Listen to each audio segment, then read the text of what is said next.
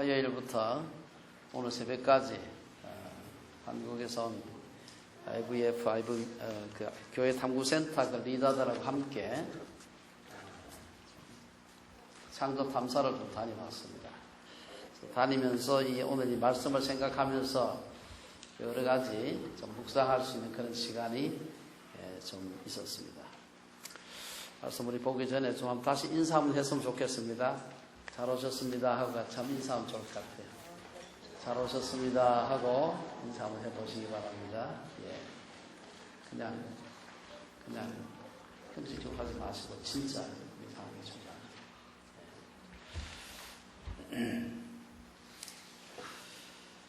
좋아요. 여러분들 혹시 그 기억을 잘 하실지 모르겠습니다만 오래전에 제가 찾아보니까 한 20년 가까이 됐더라고요. 그 사극이. 제가 사극을 좋아한다고 말씀드렸죠. 다른 건 별로 잘 안 보는데 뉴스하고 사극만 제가 봅니다. 근데 그 사극 중에서 MBC에서 그 허준이라는 걸 방영한 적이 있어요. 기억하시는 분 있습니까? 예. 당시 아주 많은 사람이 시청을 했는데 아시다시피 허준은 동의보감의 저자이기도 하고요. 뛰어난 의사이면서 동시에 그 사람이 그 사람들을 사랑하는 것이 굉장히 많이 회자가 되고 있습니다. 아주 물론 중앙정부에서도 높은 직책까지 올라가고 했습니다만은 그가 정말 소위 내의원에서 있을 때부터 해가지고 어려운 사람들을 고쳐주고 긍휼히 여겼던 그 얘기가 전해지고 있습니다. 이 허준이 어떻게 해서 그렇게 훌륭한 의사가 되었을까 하는 것이 그 사극의 굉장히 중요한 모티브인데요. 여러분들 그 끝에 거의 끝부분에 가면 그런 게 나와요. 이 허준의 그 스승이라고 하는 유이태라는 분이 당시에 그 수지 부모해서 우리의 모든 신체는 부모로부터 받은 것이기 때문에 마음대로 훼손하면 안 된다. 그래가지고 의사가 되려면 반드시 해부학 연습이 필요한데 사람의 신체를 놓고 해부를 해볼 수가 없어요. 그래가지고 사람이 실제로 신체를 갖다가 이 시체를 두고서 해부를 하면은 안에 여러 가지 장기 구조라든지 여러 가지 훈련이 되겠는데 그것을 그 유이태 이분의 허준의 서성되는 분이 도저히 방법이 없어서 이 분이 유이태가 죽을 때쯤 해가지고 자기 몸을 해부에 자기 신체를 마지막 죽으면서 허준에게 해부해보라고 하는 걸로 이제 그 클라이막스라고 볼 수 있는데요. 사실은 그 얘기를 제가 앞뒤를 어떻게 되나 싶어서 보니까 이 얘기가 사실이 아니더라고요. 그야말로 드라마타이즈 한 거예요. 제가 이제 그 작가가 왜 그렇게 구성을 어떻게 했을까? 유이태라는 분하고 허준은 사실 같은 시대 사람도 아니라고요. 당연히 그렇게 그 일을 했을 리도 없지만 이것은 제가 봤을 때는 그 허준이라는 사람이 어떻게 그렇게 훌륭한 의사가 되었을까? 어떻게 그렇게 백성들을 긍휼히 여기고 훌륭한 의학자는 또 말할 것도 없고 그렇게 되었을까 생각하다가 이게 그냥 되었을 리가 없다. 틀림없이 무언가 이 사람을 이렇게 만들었던 계기가 있지 않았을까? 생각하다가 비슷한 시대에 살았던 그 훌륭한 또 다른 그 의사였던 똑같은 시대는 아닙니다만은 유이태라는 사람을 갖다가 등장을 시켜가지고 그런 각본을 만든 게 아닌가 생각을 해보았습니다. 사실 그 허준에 대해서는 제가 보니까 그분이 우리나라에서만 유명한 줄 알았다면 그게 아니더라고요. 제가 찾아보니까 일본에서도 그 신적인 존재였고 중국에서도 아주 신적인 존재였다 그래요. 그 실제로 그 문헌들이 나오고 있습니다. 저는 이것을 보면서 어떤 훌륭한 사람이 나오는 배경에는 그에게 그런 모범을 보여주었던 선생님이 있지 않을까 하는 생각을 해볼 수가 있습니다. 오늘 우리 본문에서 이것은 어쩌면 예수님의 제자들에게도 적용해 볼 수 있지 않을까. 사실 예수님의 제자들의 배경을 우리가 대충 알잖아요. 근데 그 중에 그나마 좀 쓸만한 똑똑한 사람은 한두 사람밖에 안 됩니다. 세리하고 아마 제 생각엔 요한 정도. 다른 사람들은 다 그야말로 요새 말하면 블루칼라 출신의 그런 사람들이었습니다. 그런데 어떻게 그들이 그 예수님의 제자로서 그렇게 훌륭한 인생을 살 수 있었을까? 그것도 예수님께서 한평생 참 그들을 훈련시킨 것도 아니고 불과 3년 내외의 짧은 기간 동안 그들과 함께 지나시면서 훈련을 시켰는데 어떻게 해서 그들이 그 짧은 기간의 훈련을 통해서 그런 훌륭한 인격의 소유자로 혹은 마지막에는 복음을 위해서 참 자기의 모든 것을 드리는 그런 훌륭한 예수님의 제자가 되었을까.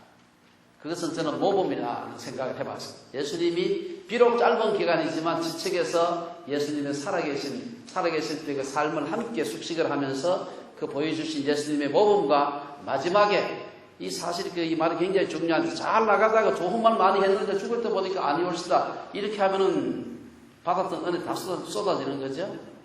근데 보니까 예수님께서 그 말씀을 평소에 여러 가지 좋은 말씀 많이 하셨는데 마지막에 돌아가실 때 보니까 그 말씀 그대로 사시고 그 말씀대로 그 말씀 때문에 그분이 십자가에 죽으시는 걸 보고 이분이 정말이구나 하는 걸 알게 된 겁니다. 많은 사람의 감동을 받으면 좋지만 한 분의 진한 감동을 받고 그러면 저분이 진짜구나 하는 게 확신만 갖게 되면은 우리도 그분 닮고 싶지 않습니까? 저는 그래서 예수님의 그 제자들 가룟 유다는 좀 제외하고 나머지 그 제자들이 하나같이 자기 선생님이 전했던 그걸 위해 가지고 자기 인생을 자기 목숨을 던진 것을 봤을 때 이 예수님께서 진짜 선한 목자셨구나 하는 것을 생각해 보았습니다. 오늘 본문에는 보면은 당시에 그 유대 나라가 목축만 하는 건 아닙니다만은 목축이 이제 주요한 산업 중에 하나였는데 그러다 보니까 이 목축과 관련된 양과 목자와 관련된 여러 가지 비유가 예수님께서 몇 번 하신 것을 볼 수가 있습니다. 오늘 본문에서 보면은 예수님은 오늘 이 목축과 관련해서 이 세상에 한 세 부류 정도의 리더가 있다 하고 있습니다. 첫 번째는 리더라 할 수 없습니다만 절도와 강도가 있다. 오늘 1절에 보면은 내가 진실로 너희에게 이르노니 문을 통하여 양의 우리에 들어가지 아니하고 다른 데로 넘어가는 자는 절도며 강도요. 8절에도 보면은 나보다 먼저 온 자는 절도요 강도다. 여러분 절도하고 강도가 뭐가 다릅니까? 절도는 그냥 남의 것을 훔치는 사람이고요. 강도는 훔치는데 강제로 훔치는 겁니다. 강제로. 그냥 몰래 훔치는 게 아니고 그냥 강제로 훔치는 거죠. 이 강도와 절도에 대해서 사실 특성이 비슷합니다. 상대방의 것을 빼앗고 죽이고 해치고 하는 거죠. 오늘 본문에서 몇 가지 보게 되면 이 절도와 강도는 양우리에 들어갈 때 문으로 들어가지 않는다. 1절에서 예수님은 문을 통하여 양의 우리에 들어가지 아니하고 다른 데로 넘어가자는 절도며 강도라. 여기서 아마 문이라고 하는 것은 교회 혹은 예수님, 성경 말씀 이렇게 우리가 말할 수 있을 겁니다. 아마 오늘날로 말하면 사이비 이단들이 여기에 속하지 않을까 생각을 해볼 수가 있습니다. 사실 그 이단들 중에서 아무도 나는 이단이다 이렇게 하고 이단인 사람은 한 사람도 없습니다. 이단성이 짙은 교회일수록 정통임을 더 강하게 주장하는 경우가 상당히 많이 있습니다. 절도나 강도는 양들의 유익이 아니라 자기의 유익을 위해서 양들을 등치는 그런 사람들이죠. 그래서 문으로 들어가지 않고 들어가서 양들을 해친다. 절도나 강도는 또 예수님보다 먼저 온다 그랬습니다. 8절에 보면 예수님은 나보다 먼저 온 자는 다 절도요 강도다. 이 먼저 왔다는 것은 시기적으로 먼저 왔다는 얘기가 아닙니다. 예수님의 가르침보다도 앞서 왔다. 그러니까 다른 것을 가르친다 이 말입니다.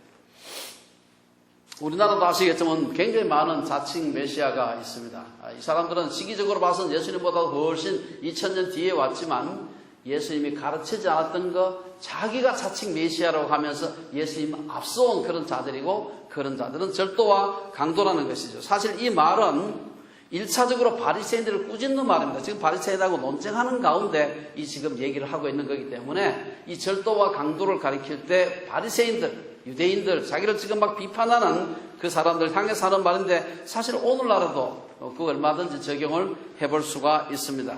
우리나라도 가만히 생각해보면 제가 최근에 우리나라에서 열병처럼 번지고 있는 것이 뭔가 하면 이 예배당 교회 세습입니다. 이건 뭐 여러분 많이 들어서 줄 압니다. 교회 세습을 제가 많이 보게 되면은 교회 세습의 핵심적인 이슈가 뭔가 하면 돈과 권력입니다. 사실 부의 세습 성도들이 헌금해서 교회가 부흥하면 이를 가업처럼 세습하는 것은 절도나 강도라 이렇게 할 수 있습니다. 저는 처음에는 아니 그런 사람은 싹군이 아니겠나 생각을 좀 했는데 가만히 생각하니까 이게 좀 절도 강도 쪽이 좀 더 가까운 것 같아요. 왜냐하면은 제가 주변에 아는 그 몇몇 교회를 보게 되면은 세습을 함으로써 성도들이 30%씩 빠져나가는 교회가 많습니다. 너무 실망을 해가지고 우리 목사는 그렇게 안 봤는데 잘해가지고 나 좋은 소리 시켜나고 나한테 나중에 하는 거 보니까 엉뚱한 데로 가는 걸 보고 너무 실망을 해가지고 양떼들이 떠나가는 경우, 뭐 떠나도 뭐 다른 교회 또 가겠죠. 그러나 자기 교회의 성도들이 목사님의 행동 때문에 교회를 막 떠나는데도 불구하고 기억국을 강행한다면 제가 봤을 때는 그거는 강도나 절도지 사건에 속하지 않는다는 생각을 좀 하게 되었습니다. 교회 재정을 자기 마음대로 호주머니 돈처럼 사용하는 사람도 그건 말 그대로 진짜 절도나 강도지요. 자기 돈도 아닌데 교회 돈을 갖다 자기 마음대로 갖다 쓰는 그런 사람들이 있습니다. 특히 그 교회를 개척해가지고 교회를 부흥시킨 분들 중에서 가끔 그런 분들이 있습니다.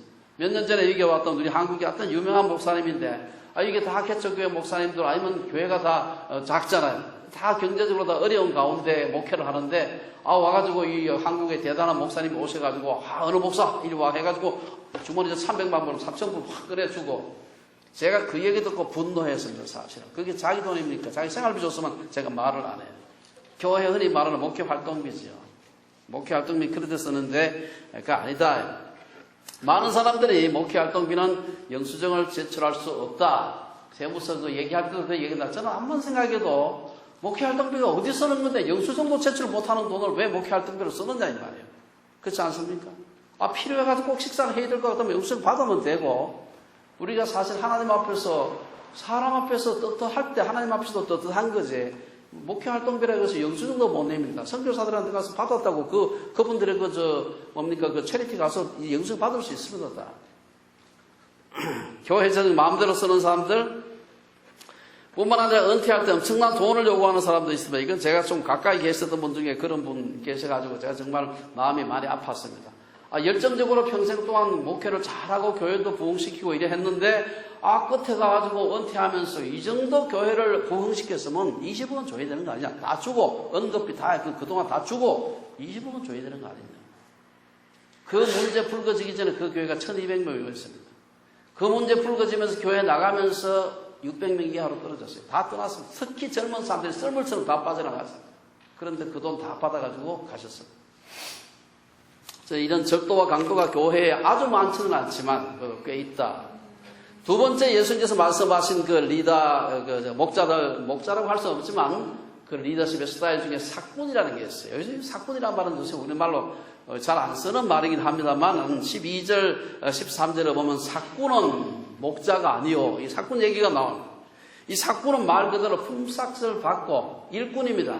품꾼이죠. 볼런티어로 하는 게 아니고 하루 일하면 인건비를 받는 것이죠. 그거는 전혀 지금으로 봐서 나쁜 개념이 아닌데 이것은 그 당시에 유대나라 팔레스타인 지방의 그 좀 문화를 좀 이해하는 게 필요합니다.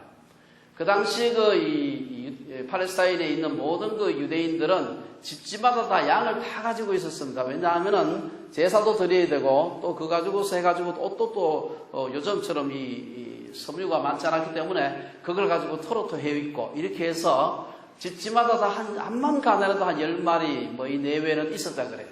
근데 문제는 부자들은 한 100마리, 200마리, 몇백 마리 가지고 있으면은 그거는 뭐 주인이 직접 그 양떼를 돌보든지 아니면 전문 자기 양떼만 관리할 수 있는 그런 양치기를 고용할 수 있는데 보통 가난한 사람도 한 10마리 내외 몇 마리 있는 사람이 그걸 가지고서 자기가 직접 하기도 그거이 생업이 안 되니까 안 되고 그렇다고 해서 또 바깥에 누구한테 이게 전업으로 이걸 맡길 수 있는 사람을 하려니 너무 돈이 많이 들고 이래가지고 그런 영세한 그런 양들을 가지고 있는 목축을 하는 그런 분들끼리 모여가지고 한꺼번에 모으게 되면 100마리, 200마리 되니까 우리도 따로 만들고 그리고 그 여러 사람의 양들을 모아가지고 관리하는 한 사람의 사꾼을 고용한다고 합니다. 그래서 이 사람이 보통 때는 아무 문제가 없을 때는 양떼들 잘 돌본다 그래요. 잘 좋은 데로 풀 있고 물 있는데 양떼를 잘 데리고 다니면서 사는데 문제는 사나운 짐승들이 올 때 특히 자기가 자기를 물어뜯을지도 모른다. 자기가 다칠 수 있는 위기가 오면 그 다음엔 뭐 양이고 뭐고 다 집어치고 먼저 도망을 간다는 겁니다. 자기 양도 아니고 한 사람의 양도 아니고 여러 사람의 양을 모아서 임금을 조금씩 모아가지고 그 사람에게 페이를 하는 그런 사건이 있었다 그럽니다. 이런 사람들은 자신의 보수나 혹은 자신의 안위에만 관심을 기울일 뿐 양의 안위에 대해서는 별 관심이 없는 사람입니다. 어쩌면 오늘 우리 교회에도 이런 사꾼 목자들이 많다고 할 수가 있습니다. 교회의 재정은 어려운데 온갖 명분으로 돈을 자꾸 받아가는 그런 사람도 있고요.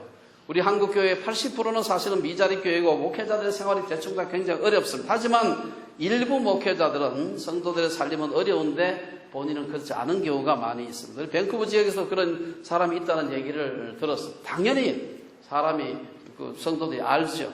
교회를 많이 떠났다는 얘기를 들었습니다. 세 번째 얘기하고 있는 이 목자가 바로 선한 목자입니다. 사도 요한은 오늘 본문의 3분의 2 정도를 이 선한 목자는 어떤 자인가를 설명하기 위해서 할애하고 있습니다. 선한 목자는 어떤 목자인가? 절도와 강도와는 반대로 사꾼 목자와는 다른 자입니다. 그래서 오늘 본문에서 살펴보게 되면 선한 목자가 한 4가지 중요한 특징을 가지고 있는데, 첫째 선한 목자는 보호하고 인도하는 기능을 한다. 제가 글씨를 잘못 써서 3가지라 썼는데 4가지입니다. 오늘 2절, 3절, 4절 쭉 보게 되면은 선한 목자는 그 기능이 양들을 보호하고 인도한다 그랬어요. 2절에 보면 예수님께서는 선한 목자는 양 우리의 문으로 들어오시는데 예수님은 양의 목자는 문으로 들어가는 이다. 3절 상반절에 보면 문지기는 그를 위해서 문을 연다. 이러한 선한 목자는 양들을 보호하고 바르게 인도한다는 겁니다. 그럼 선한 목자는 어떻게 양들을 보호하고 인도하는가? 첫째 선한 목자는 양들을 인격적으로 대합니다. 3절에 보면 선한 목자는 자기 양의 이름을 각각 불러 인도한다. 이름을 불러서 인도한다는 것은 그 양의 이름을 다 안다는 것이고 양의 사정을 안다는 겁니다. 여러분 그 당시에 양들이 아마 수천 마리가 되면 못 외웠을지 모르는데 보통 목자들은 다른 건 못해도 양의 이름을 지어주고 양을 이름으로 부른다 하는 그런 문구를 제가 읽어본 적이 있습니다. 여러분들이 과거에 지금은 좀 다릅니다만 한국에 학교가 요즘 한 반에 한 30명 이렇게밖에 안 된다 그래요. 저절로 자꾸 애들이 자꾸 줄어가지고 그래서 선생님이 한 30명 정도 애들 이러면은 그렇게 어렵지 않거든요. 근데 옛날에 제가 학교 다닐 때 중학교, 고등학교 다닐 때는 한 반에 80명씩 되고 70몇 명씩 되고 보통 그랬습니다. 게다가 선생님 한 반만 가르치는 게 아니라 자기 반, 담임하는 반 애들도 이름 다 알기가 어려운데 중고등학교에서 여러 반도 가르쳐야 되니까 선생님이 가르치는 때 그 아이들의 이름을 다 기억하는 건 굉장히 어렵습니다. 그런데 굉장히 드물게 어떤 선생님은 자기가 담임하는 반 아이 이름 플러스 가르치는 반을 몇백 명을 기억하는 분들이 있습니다. 그건 그냥 기억하는 게 아니죠. 그건 명부 갖다 놓고 애들 부를 때마다 보면서 아이들 갖다 집에 가서도 외우고 또 아이들 와서 학교 와서도 보고 얘가 쟤구나 이렇게 늘 맞춰보고 외우려고 애를 굉장히 쓰지 않으면 외울 수가 없어요.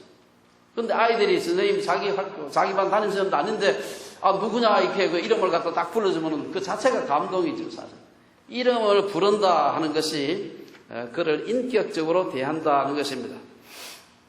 아무리 양들이 많아도 선한 목자는 양들의 그 이름을 지어놓고 양들의 이름을 부른다.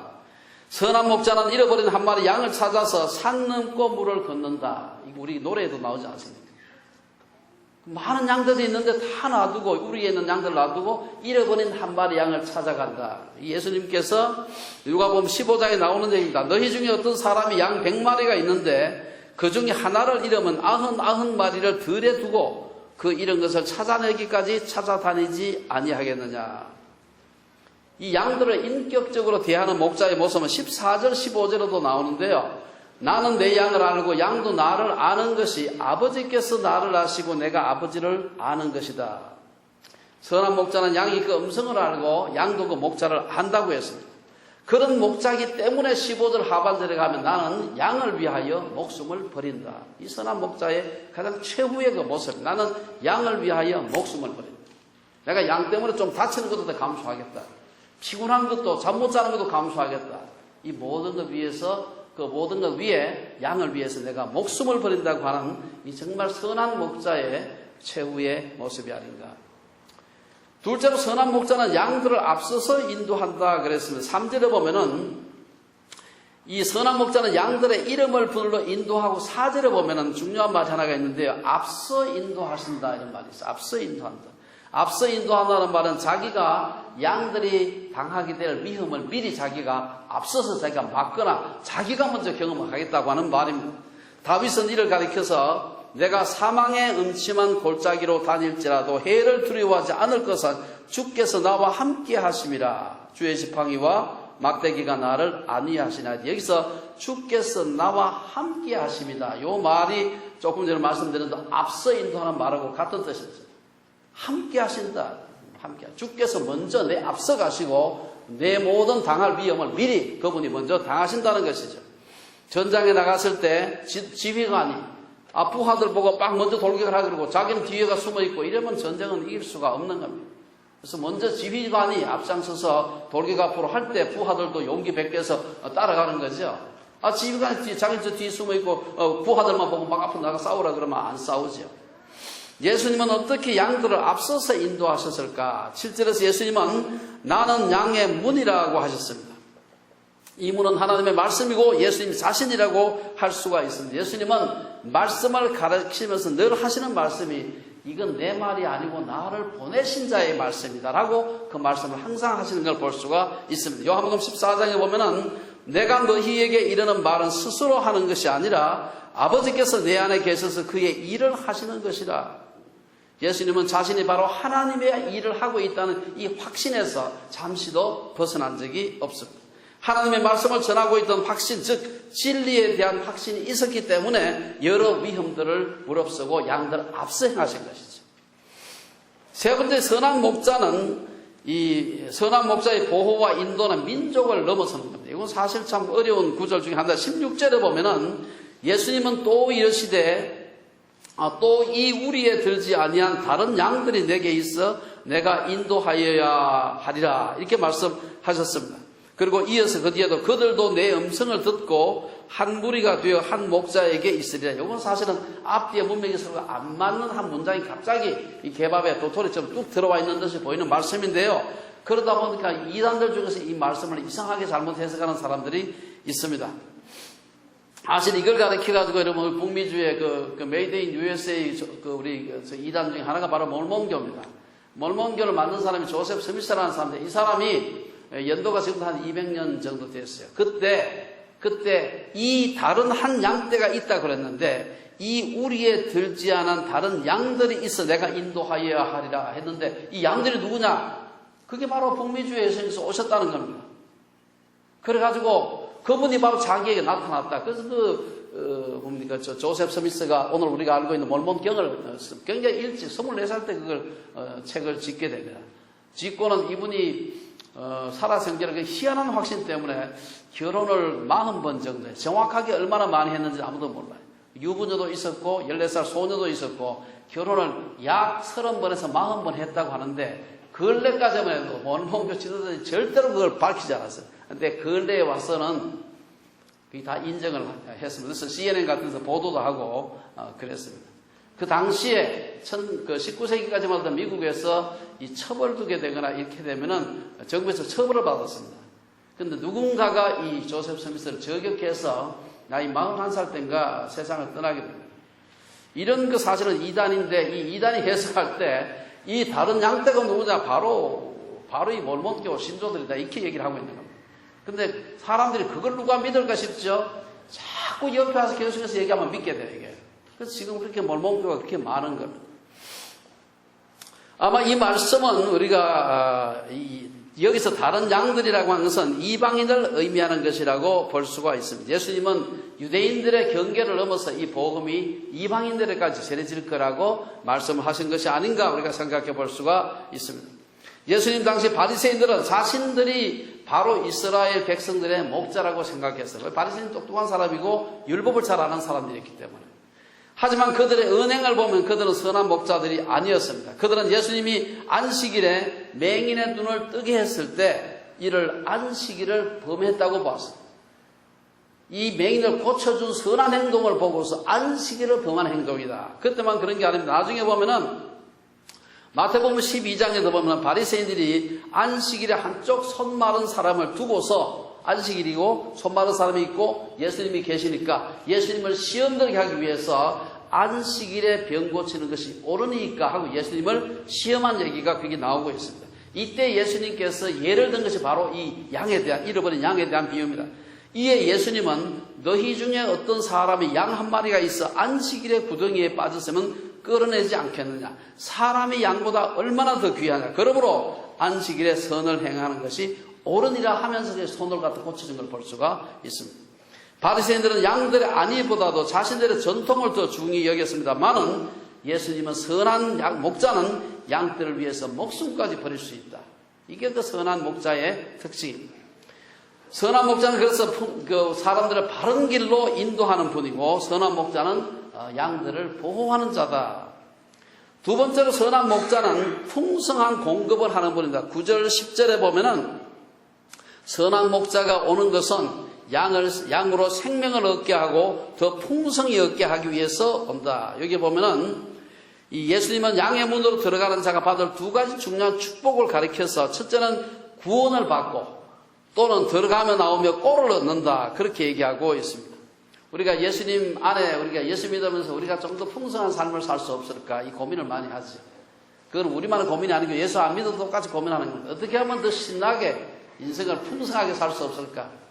취미생활도 좋고 여행도 좋고 건강을 위해서는 산삼보양먹는 거 다 좋은데 운동하는 건 좋고 저처럼 산책 좋아하는 사람도 다 좋은데 중요한 것은 예수님 바깥에서 풍성한 삶을 구하는 것은 바르지 않다는 것입니다. 모든 것들이 다 좋지만 예수님 안에서 하는 것이 필요합니다. 예수님 바깥에서 풍성한 삶을 추구하는 것은 바닷물로 갈증을 해소하는 것 같고 같습니다. 사람들은 마인드 컨트롤, 초월 명상, 요가 등등 이 모든 것을 가지고 어떻게든 내 삶을 좀 윤기나게 기름지게 만들어 볼 수 없을까? 세상은 풍성한 삶을 약속하는 많은 방법들을 제시하고 있지만 근본적으로 풍성한 삶은 예수님 안에서만 가능하다는 것입니다. 우리가 가짜 풍성한 삶에 속아서는 안 된다는 것입니다. 예수님 안에서의 풍성한 삶을 가장 잘 보여주는 말씀이 바로 우리가 잘 아는 시편 23편입니다. 다윗은 여호와는 나의 목자시니 내게 부족함이 없으리로다. 그가 나를 푸른 풀밭에 누이시며 쉴만한 물가로 인도하시는도다. 이어서 그는 말하기를 뒤에 5절에 보면은 주께서 내 원수의 목전에서 내게 상을 차려주시고 기름을 내 머리에 부으셨으니 그 다음에 내 잔이 넘치나이다. 이 풍성한 삶을 상징한다고 볼 수가 있습니다. 젊은 시절 사울에게 쫓기면서 언제 죽을지 모르는 풍운의 세월을 보냈던 다윗이었습니다. 그러던 그가 시편 23편 4절 오늘 바로 앞에 보면은 내가 사망의 음침한 골짜기로 다닐지라도 해를 두려워하지 않을 것은 주께서 나와 함께 하시기 때문이다. 세 번째 선한 목자는 헌신하고 희생하는 분입니다. 이거 우리 모두에게 우리가 예수님이 제자라고 지금 얘기하는 사람들 아니에요. 그래서 이거 목사만 해당하는 게 아닙니다. 모든 성도들이 예수님을 따라가는 제자인데 과연 이런 헌신과 희생을 하는가 생각을 해봐야 됩니다. 선한 목자는 양들을 위해서 헌신하고 필요하다면 생명까지 희생하는 분입니다. 11절에서 예수님은 선한 목자는 양들을 위하여 목숨을 버린다고 하시고 15절에서 나는 양을 위하여 목숨을 버린다. 말만 시큰하고 나중에 안 했으면 어떻게 되겠습니까? 그러면 이게 다 했던 말이 헛것이 되죠. 예수님께서 이 말씀하시고 실제로 그렇게 죽으셨어요. 17절 18절에 보면 예수님은 자신이 양들을 위해 목숨을 버리는 것은 어쩔 수 없어가지고 도리가 없어가지고 힘이 없어서가 아니고 18절에 보면 스스로 버린다고. 나는 스스로 버린다. 그렇게 하는 것이 17절에 보면 하나님이 사랑하시는 것이라고 보았기 때문에 그 말씀에 순종해서 내가 안 죽을 수도 있었는데 내가 하나님이 사랑하시고 그 양들을 위한 것이기 때문에 내가 죽는다고 했습니다. 선한 목자는 오직 양만을 생각하며 헌신하고 희생합니다. 그래서 부활하신 후에 갈릴리 바다에서 고기 잡는 제자들에게 나타나서 그 유명한 질문을 요한복음 제일 마지막에 21장에 보면 베드로한테 3번 하지 않습니까? 이거 나를 사랑하느냐 했을 때 사랑합니다 하니까 3번이나 거의 비슷한 대답을 하게 됩니다. 내 양을 먹이라, 내 양을 치라, 뭐 이런 말을 계속해서 예수님께서 3번이나 반복하는 걸 볼 수가 있습니다. 선한 목자이신 예수님이 보여주신 이런 헌신과 희생의 삶은 아까 우리가 뭐 좀 드라마긴 합니다만 유이태 얘기를 했습니다만 예수님이 진정한 훌륭한 선한 목자의 모범이었다는 것은 그 뒤에 그를 본받은 사람들의 삶을 보면 알 수가 있습니다. 우리가 바울은 마지막 전도 여행에서 돌아오면서 밀레도에서 에베소 교회 장로들을 모아놓고 마지막으로, 이제 마지막 보고 그 다음 죽는 겁니다. 마지막으로 에베소 교회 장로들을 풀어놓고 한 말이 있습니다. 이게 그 사도행전 20장에 나오는데요. 내가 3년이나 밤낮 쉬지 않고 눈물로 각 사람을 훈계하던 것을 기억하라. 우리가 내용을 다 알지는 못해. 얼마나 에베소 교회를 위해서 이 사도 바울이 애를 썼느냐. 뭐 그렇다고 떼돈 무슨 억대 연봉을 받던 것 아닙니다. 얼마나 노력을 했는지 모릅니다. 10절의 말씀처럼 도둑이 오는 것은 도둑질하고 죽이고 멸망시키려는 것 뿐이지만 선한 목자 대신 예수님을 본받은 바울은 내가 아무의 은이나 금이나 의복을 탐하지 아니하였고 여러분이 아는 바와 같이 이는 이 손으로 나와 내 동행들이 쓰는 것을 충당하여 범사에 여러분에게 모범을 보여준 바와 같이 수고하여 약한 자들을 도왔다. 내가 애를 써서 사도로 선교사로 파송받은 사람으로서 곳곳에 다니면서 선교만 한 것이 아니라 어려운 사람들, 약한 사람들을 도왔다고 얘기하고 있습니다. 마지막으로 이게 오늘 제가 다시 말씀을 읽으면서 선한 목자의 마지막 네 번째 조건이 하나가 있어요. 굉장히 중요한 조건. 내가 이 놓칠 뻔했는데 마지막에 제가 말씀을 준비하면서 보니까 이거 꼭 넣어야 되겠다 생각을 하게 되는데 이게 뭔가 하면은 선한 목자는 논쟁과 오해받을 각오를 해야 됩니다. 이게 아주 중요한 건데요. 19절에서 21절까지 세 절에 보면은 제가 다 뭐 읽지는 않겠습니다만 예수님께서 선한 목자에 대한 비유, 사꾼의 비유, 강도와 절도의 비유를 하시니까 유대인들이 알죠. 유대인들이 그 바보가 아닌데 저게 저 말이 우리 보고 하는 얘기구나. 바리새인들 보고 좀 사꾼이다 혹은 절도와 강도라고 하는 것을 이 IQ가 두 자리만 되면 금방 알 수 있는 얘기예요. 딱 들어보니까 화가 나거든요. 이게 저게 우리 보고 하는 얘기구나. 자기는 선한 목자고 우리는 사꾼이고 절도고 강도로 하는구나. 금방 하는 겁니다. 그러니까 이 말씀으로 말미암아 유대인 중에 다시 분쟁이 일어난 19절에 분쟁이 일어났어요. 그 중에 많은 사람이 말하니 저 사람 귀신 들렸다 하니까 21절에 보면 아니야, 귀신 들려가지고 저렇게 말할 수가 없어. 어떻게 귀신 들린 자가 맹인의 눈을 뜨게 할 수 있느냐. 막 논쟁이 되고 있는 걸 볼 수가 있습니다. 우리가 이 말씀을 보면서 예수님은 선한 일을 하시고도 유대인들에게 특별히 바리새인들에게 많은 공격을 받게 됩니다. 여기 사두개인은 안 들어가. 왜냐하면 이게 주로 안식일 범한 것 때문에 지금 일어난 논쟁이기 때문에 율법 범하는데 그냥 정신이 바짝 서 있는 사람들은 바리새인들입니다. 이 바리새인들에 의해서 공격을 받으시고 오해도 받았습니다. 무엇을 보여줍니까? 선한 목자를 우리가 따라가느냐고 할 때 여러 가지 그분의 많은 걸 우리가 본받아야 이렇게 만든 그 중 하나가 때때로 터무니없는 오해와 터무니없는 그런 비난을 받을 때가 있습니다. 그거를 물론 대부분의 그 비난과 오해는 우리의 인격적인 결함 혹은 어떤 행동의 문제 때문에 생깁니다. 그러나 때로는 전혀 그것이 아니고 그야말로 바른 말씀, 하나님 말씀에 바르게 순종하려고 하는 것 때문에 이런 그 비난과 오해를 받을 수가 있습니다. 저도 그런 여러 가지 그 비난과 오해를 받는 일이 있었는데 그 중에 한 8, 90%는 제 잘못 때문에 받은 거고요. 한 20, 30%는 제가 잘못한 게 별로 없는데 사람들이 오해를 해가지고 그런 경우가 꽤 있습니다. 제가 잘못해서 한 건 하나님 앞에 사람 앞에 잘못했다고 용서를 빌고 사과를 하면 되는 것이고요. 나는 전혀 잘못하지 않은데 저 사람들이 잘못 지금 알고 그러는구나 싶은 것이 있으면은 너무 변명할 필요가 없습니다. 안 그렇다면 물론 표시는 해야 되죠. 그러나 우리가 하나님 앞에 섰을 때 그분이 우리의 최후의 판단자가 되시고 우리의 심판자가 되시는 분인데 그분 앞에서 내가 부끄럽지 않으면 되는 것이지. 그렇다고 가만히 있으면 안 돼요. 그러면 가만히 있으면 침묵이 승인인 줄 알고 저 사람이 진짜 그게 잘못했나 보다 그렇게 얘기할 수가 있는데 얘기는 해야 됩니다. 글로도 쓰고 말로 되고 분명하게 해줘야 됩니다. 그러나 따라다니면서 왜 이해를 못할까 싶어서 애걸복걸 할 필요는 없습니다. 하나님께서 아시고 때가 되면 풀어주시고 죽을 때까지 안 풀릴 수도 있습니다. 그러나 하나님 앞에 섰을 때 하나님께서는 우리의 중심을 아시는 분이기 때문에 우리가 잘못하지 않았습니다. 혹은 의를 위해서 핍박을 받는다면 오히려 상을 받을 일이 되는 것입니다. 우리의 궁극적인 심판주는 하나님이라는 사실을 알아야 되고 우리 모두가 얼마 지나지 않았습니다. 하나님 앞에 서야 되는 그런 존재들. 저는 이번에 창조 출입을 하면서 참여했던 분 중에서 혹시 아실 거예요. 옛날에 그 IVF에 그 오랫동안 총무도 하셨던 송인규 교수님이 오셨어요. 부부가 같이 오셨는데, 저보다는 나이가 좀 한참 위입니다. 위인데, 저는 옛날에 맨날 총각 그 송인규만 알았는데, 이번에 가니까 사모님하고 같이 오셔가지고 아이들이 벌써 그렇게 해서 나이 39살에 결혼하셔가지고 그 아이가 벌써 30대가 된 그런 굉장히 오랫동안에 못 보다가 만났습니다.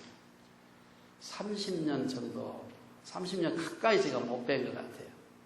이번에 가서 뵙고 너무나 반가웠는데, 이렇게 저분이 저렇게 늙은 것처럼 나는 더 늙었겠지 하는 생각을 하면서 제가 이번 여행을 했습니다. 우리 인생이 짧다는 거예요. 얼마 지나서 우리가 하나님 앞에서 서서 하나님 앞에서 계산해야 될 날이 온다는 사실입니다. 예수님은 진정한 지도자는 선한 목자가 되어야 한다고 말씀하셨어요. 진정한 지도자는 보스가 아니라 서번트가 되어야 된다는 것입니다. 서번트는 예수님처럼 좁은 문으로 기쁘게 들어가는 겁니다. 그는 사람이 많이 모인 것이 아니라 우리의 선한 목자 되신 주님이 부르시는 곳이라면 사람이 많이 모이든 적게 모이든 가는 거죠.